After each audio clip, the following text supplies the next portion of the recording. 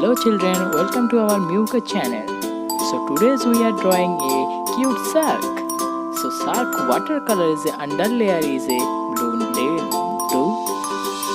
and the upper watercolor is a deep blue. So now the shark's body color is a deep blue and the eye color is a shark black. It's faint. Okay, cute. The now is a shark's layer of the under layer is a color of the dark charcoal. So let's just apply.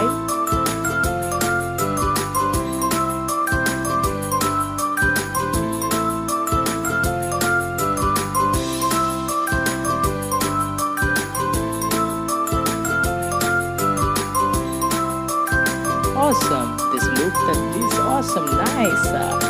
The shark is now. The shark is the stronger color is pink. So let's just apply the pink color is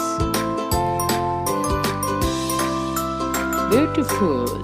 So our shark is ready to in the swing of the sea. So thank you, children.